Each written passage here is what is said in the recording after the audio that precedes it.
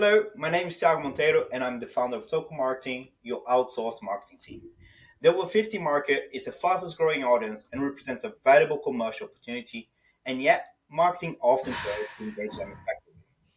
This demographic has distinct characteristics and preferences that marketers should recognize. Reaching, designing, and communicating effectively to these audiences is a completely different task than targeting younger age groups. To explore this topic, we have Lindsey Depledge, Head of Product from Five Lives. Lindsay, could you tell us about yourself and Five Lives?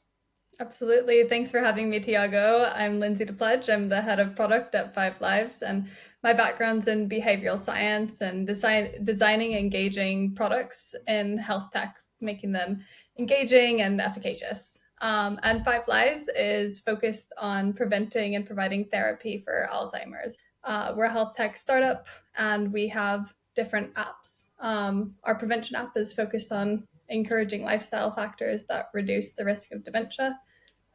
We have a dementia risk assessment that can detect if you're going to get dementia in the next 10 years, and then a coaching plan with brain training games and lifestyle advice. And then we also have a therapy app that's under research and development for people with diagnosed mild cognitive impairment.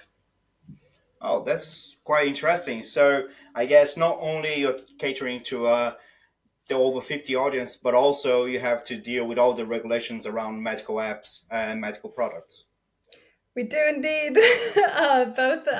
So our prevention product, the algorithm itself is a certified medical device, and we are also undergoing medical device approval for the entire app and the therapy side. So we definitely deal with all the compliance and regulations involved on that side, and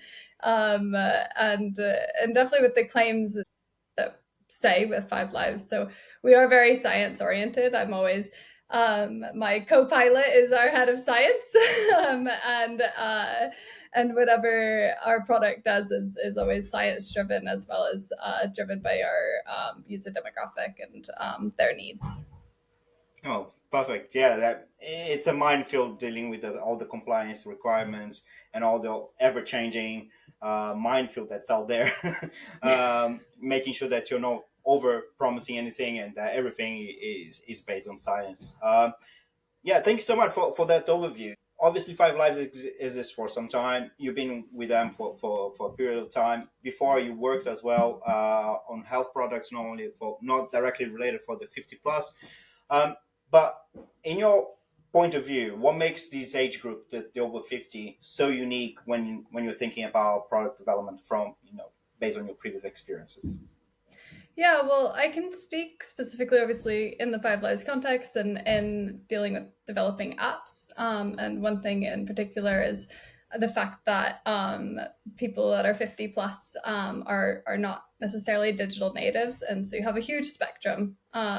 Because you have some people who are very tech savvy and love it, but you have a lot of people who get frustrated quite easily in app design and app development. You always obviously want something very simple with as least screens as possible and as little taps as possible. But I think for this demographic, you particularly want to make sure that simplicity is there and you're getting the information directly to the user as fast as possible. They don't necessarily want all the bells and whistles, and they're not actively seeking most of them. Not all, of course, they can't generalize, but for the AI or the and what they want is how to solve their current problem and immediately in their face sometimes. So, but I will also say it's a balance between they've lived a long time, so it's a balance between telling them what they want and letting them have the choice and the flexibility to explore and find it themselves. Okay, so flexibility to explore and to decide is crucial. So any other nuggets in terms of the user behavior, difference in user behavior that you see that people should be aware of? Yeah, the user behavior in terms of how they're interacting with the app itself. The users themselves, they'll come to the app. I think a lot of it actually will depend on how so our demographic on the Five Lives prevention side, we tend to consider the worried well. So these are generally people who are more concerned about their brain health. Maybe they have a relative they with dementia. They might be a carer themselves, and so or they're 65 and older and they want to know what they can proactively do. And so one thing that we want to do for them is being able to give them a step by step. So you'll see when you go into the Five Lives app, it actually kind of looks like a to-do list. And we've experimented with different UIs as well of how to make it more fun and more engaging. And because Five Lives has games, so how can we make it more fun and engaging? But what we've learned is if it's the simplicity of almost ticking it off, feeling accomplished, feeling in control of your brain health, because it can be a scary topic, is very helpful for them. Okay, great. So control, and what one thing that you mentioned there, and you talk about the brain. Sorry, probably I didn't pick up the name correctly. The brain health aware, is that was the The term that worried you? well. Yes, there we go. Apart from that, what other insight? So obviously there is a motivation for some of the users that you have that have some family member or someone close to them actually develop some sort of dementia. What other topics for the over 50 that actually get them interested on their brain health, and how should they approach to improve their brain health as well? Yeah, I think one thing that's many people have described, many users have said to me when I speak to them, is that they say, well, I'm getting older. So there's one camp that's like, I want to take control of my brain health. Maybe I'm afraid, I'm worried, but I'm well. That's where the worried well is. But there's another camp of people who maybe they have other chronic illnesses. Maybe they've been diagnosed with diabetes or something else, and they realize that wow, life is so fragile. I want to take care of myself. And I never actually really thought of taking care of my brain is another way of taking care of myself. And I want to live well as I get older. And I think that's really crucial for the two really big camps of people that use Five Lives in prevention. Hmm, interesting. And how do you surface those concerns that they usually have, with their health in general and their brain health as well, when you're designing new experiences and new journeys?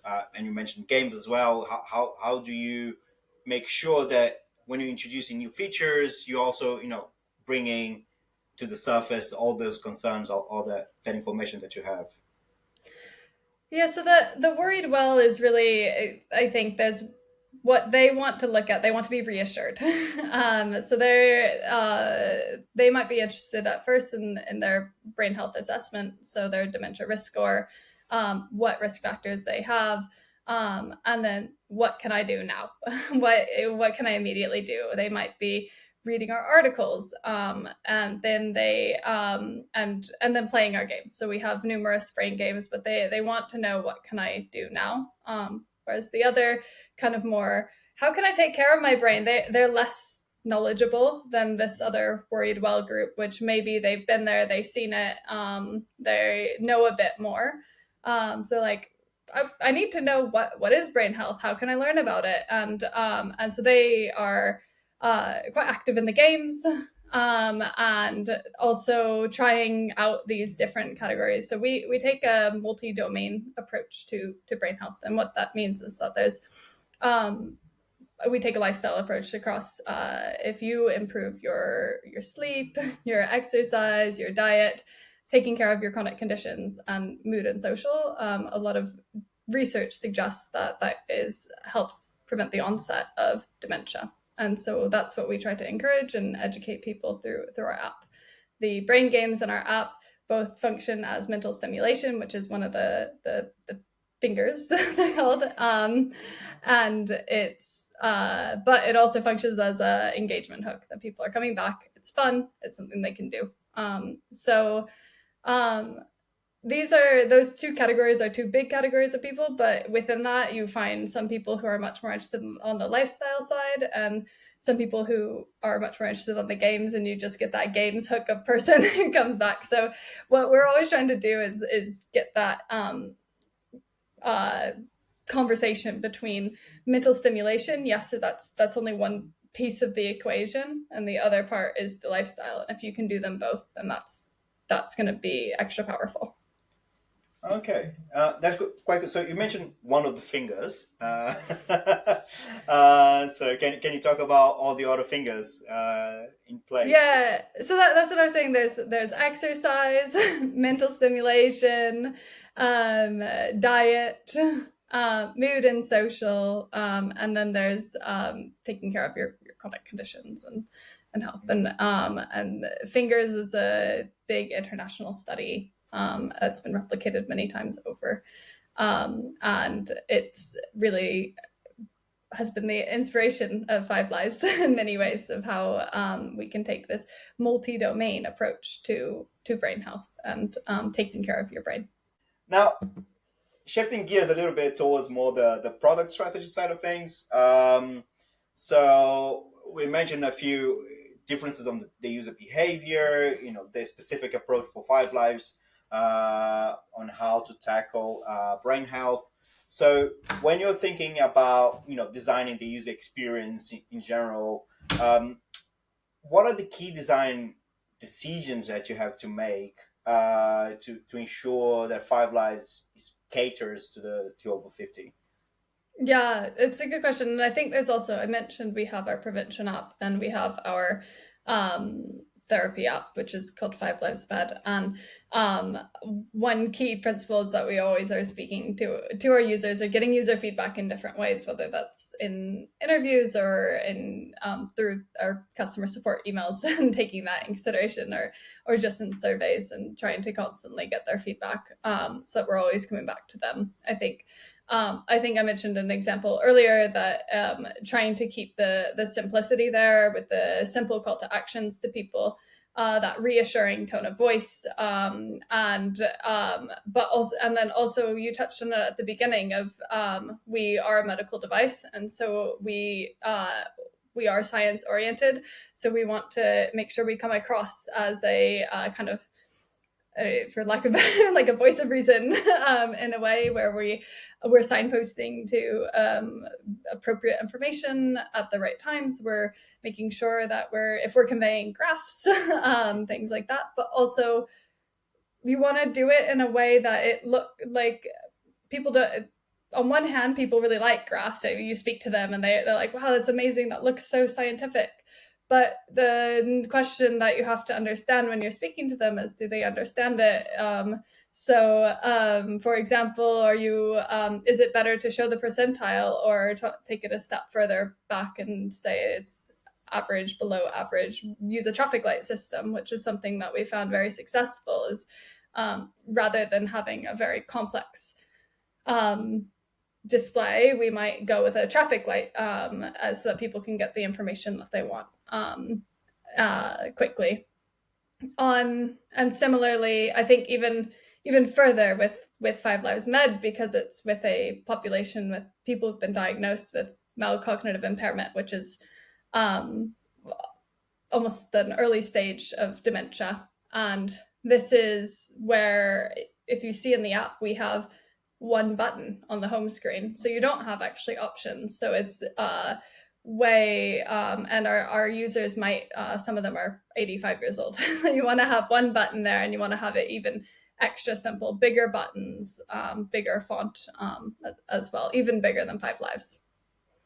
Okay, interesting. And you mentioned quite a few times, user interviews and user feedback, that's quite crucial for the development process.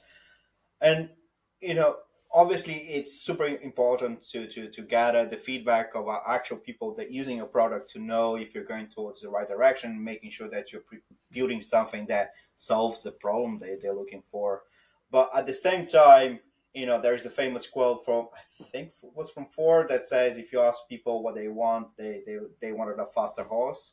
So how do you balance both of these sides, making sometimes, just pushing forward some features and changes on the product that are right, or you hate to say you have a gut feeling that that's the right way of approaching things, versus making sure that you accept all of the feedback that you get from customers on how you develop your product.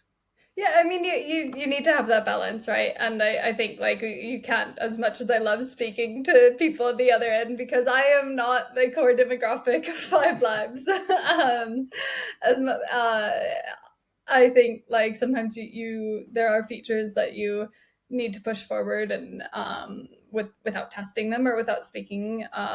But I think like one key thing that I always go back to is I never really ask, would you like this, or what do you think of this? I always try to before I start a user interview, you always have to come up with your research questions, of course.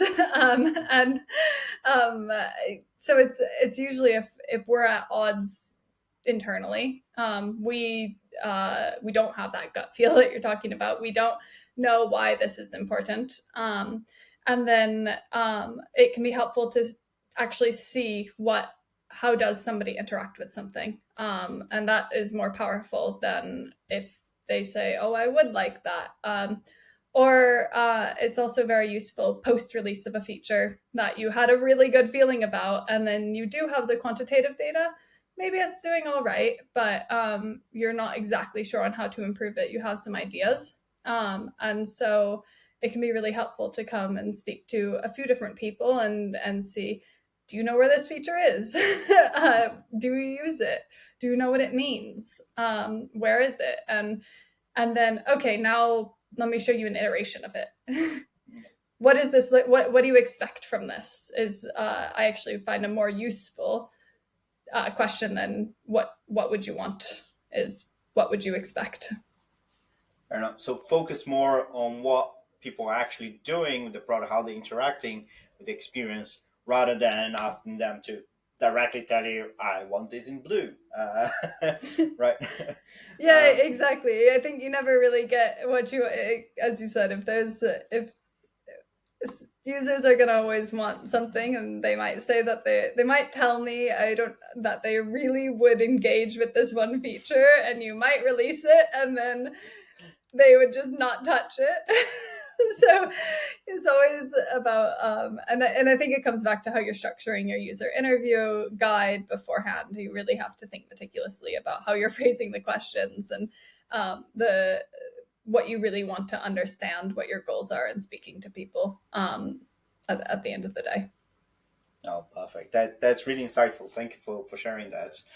Um, Now, thinking more about how you described it, Five Lives so far, it feels like it's very heavy on the lifestyle change and trying to create new habits, on people's lives. So, how do you integrate, and how important it is, all the education and the gamification of the product itself, to make sure that you help people, you guide people to make those habit changes they need to. Yeah, good question. So I think what's really unique about Five Lives is the fact that we have games and gamification involved when it is a brain health. I mean, it is a brain health product, but we're focused on lifestyle change, and sometimes that connection isn't there right away. Some people come to do brain games, and that's what they immediately think is the only way to improve their brain health. And so they come for the games, and I think that what makes Five Lives unique, as I mentioned earlier, is the fact that we have games, and on top of the games, they not only provide the mental stimulation, but they're an engagement hook. So we have extremely high retention for a health tech app. I know health tech apps don't tend to have that high of retention, but people do come back to Five Lives. It becomes a habit of theirs. So then the next, and these tend to be people that maybe, for example, are not engaged in their healthcare system, but they have high risks. So, as I mentioned earlier, they might be have a relative with with dementia, or they might be diagnosed with diabetes, and so they might actually not be that motivated to improve other areas of their lifestyle. But then in coming to Five Lives, I like to think of it as games the games in conjunction with the lifestyles helps them take a step forward and begin that journey. I think it is a careful area though. Games are one side, and we try to incorporate that gamification to make across the board in a subtle way, I will say, because it's when you learn from users in this demographic in particular, as I mentioned at the beginning, they're not necessarily digital native, and we are a medical device. We're very scientific, so they don't want it to come across as silly. And so it's a fine balance of how we're trying to incorporate gamification other than the games, and how we're trying to make it fun and engaging for them to come back, in addition to just playing games. Okay, so using the gamification as a churn prevention mechanic or retention mechanic that allows you to support, the high engagement that you have, which is great. Any other nuggets there of how do you make sure that your engagement and your retention stays high? I mean, related to gamification, you're asking, Just in but general, because you mentioned that Five Lives has a high retention than other products or other health products. I mean, I think because one of the biggest reasons we have a really high retention compared to other health products is because we have games and gamification in our product, and I think that's something like most health tech products are don't have this.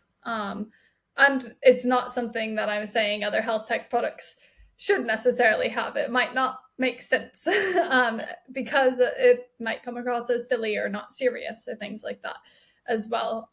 It might not be fitting. So I think that is one reason why it's very,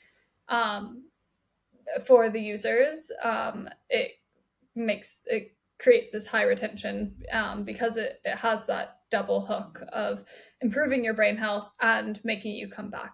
And then I think in addition to that, we are using, I mean, product engagement hooks, that you can use across any health tech app. Using my behavioral science background to structure the app in ways that help encourage behavior change, make it feel simple, and encouraging people to come back to the app. But I think the biggest thing is probably related to the gamification and how we're able to incorporate that across the board. Okay, interesting. So the best way to solve the issue with gyms memberships decline is just get some games into it. Some maybe Super Mario integrated on a on a I mean, bicycle. every use case is different, as I said. Some maybe it doesn't work. Hey, if Peloton, maybe I should pitch Peloton the idea. Instead of having people shouting at you, you have like Super Mario. No, cool. Perfect. Thanks so much for that. At the start of the conversation, we started talking about health tech and all the challenges regarding regulation and making sure that you're compliant, especially as you are medically certified, you need to be extra careful with everything that you do. What sort of challenge for one thing that I find, by the way, the reason for this is when I'm talking to people who don't work on the medical space, they always show no understanding of all the barriers that anyone on the that deals with health products have to deal with.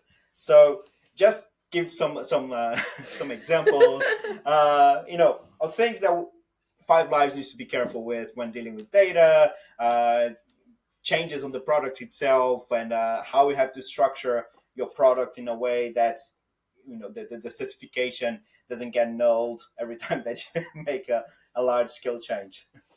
Yeah, I mean, good. Yeah, it's Health tech can be a lot of fun. I mean, for me, health tech is a very interesting and impactful place, but it also means that it's very regulated, and it's sometimes you're walking around. How can I best move quickly as a product? At least quickly in terms of health tech, and I think it's one of the most challenging things is always trying to understand what can you do given the um, level of like regulations that your device must uphold. And so our in our prevention product, it's a the algorithm is a medical device, and in the um, therapy product, the entire app is the medical device, because one day a doctor could prescribe that to you alongside a drug or instead of a drug, for example. And the challenge is that for prevention, for example, if it's just the algorithm for the dementia risk algorithm itself, we have the entire rest of the app. We have the games, we have the habits, we have all the work that we do together, Thiago, on the marketing side, and we do some fun things for everybody related to our push notification strategies and in-app messages to try to and recently working on a streak. But I Don't talk about that. so, I'm joking. but like every single release, we have a mountain of documents to do. And so I think in a lot of times in a non-regulated industry, you can put out a new release pretty quickly. You can bundle your features that you have and put it out. And we can't quite do it that easily because we have to document everything so carefully, every single change we make in the product. And it has to be go through a full verification and validation process that is heavily documented. And then in case we're in preparation for audits, we have to maintain this mountain of documents as well. So I will say it does slow you down a little bit, but you do move as fast as you can.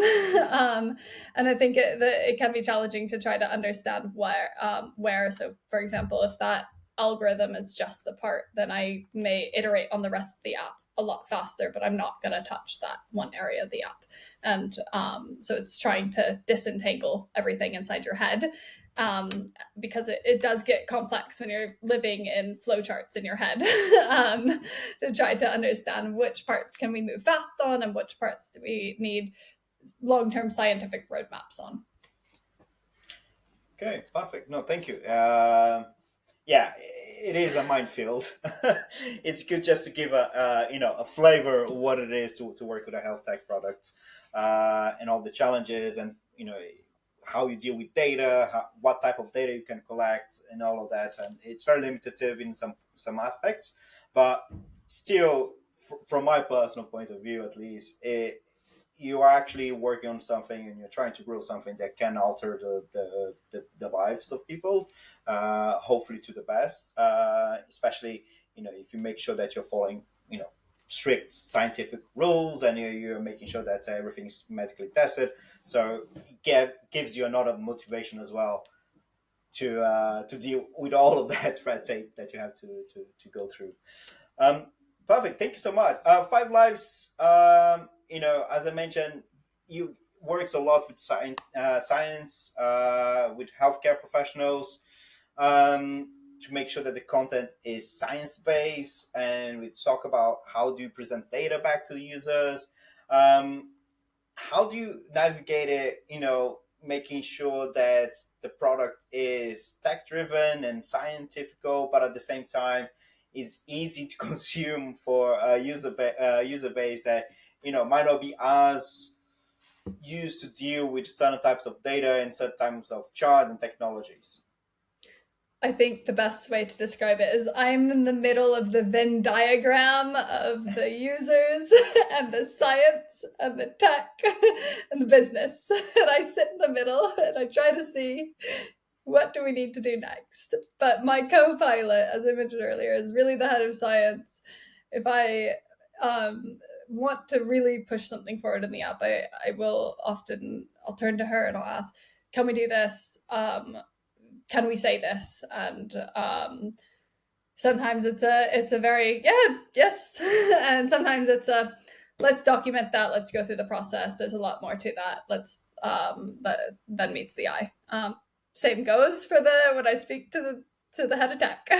um, so so I'm just kind of the, in the middle of that Venn diagram. The mediator of the whole company. That's fun. It gives you a unique perspective on what every side is doing at the same time, right? Yeah, Uh, exactly. oh, um, now, last question. How do you see Five Lives evolving next? You know, to keep doing the great work it's doing. What do you think are the next steps for Five Lives? um, I think we have some interesting features coming soon. I won't say because they're not released yet. And I think that I mean, really, as I spoke about earlier, like the gamification side of it for us, it's trying to, like, on the product side, I'll speak the to this question. But the for us, it's trying to find that sweet spot between the gamification and the lifestyle habit formation. And I think we have some exciting stuff coming up, and that will give us some good insights that we'll be able to iterate on. Because it probably won't be spot on the first time, never are.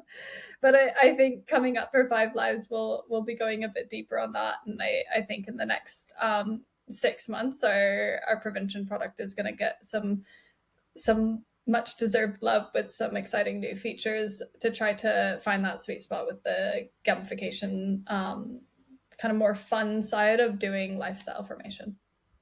Perfect. Thank you. That sounds super exciting. Um, now, where if people want to find you and to want to follow you, have a chat with you, what is the best place for them to find you? Find me on LinkedIn, send me a message. I'm always happy to connect. Awesome. So thank you so much for your time, Lindsay. Really appreciate it. Really insightful. And if anyone is super interested, at least to try the games. If you're not over 50, if dementia is still not on your top of your mind, Five Lives has some really cool games for you to try. It's Five Lives. You can get them on the App Store or the Play Store for Android devices. So yeah, thank you so much, and have a lovely day. Yeah, thank you.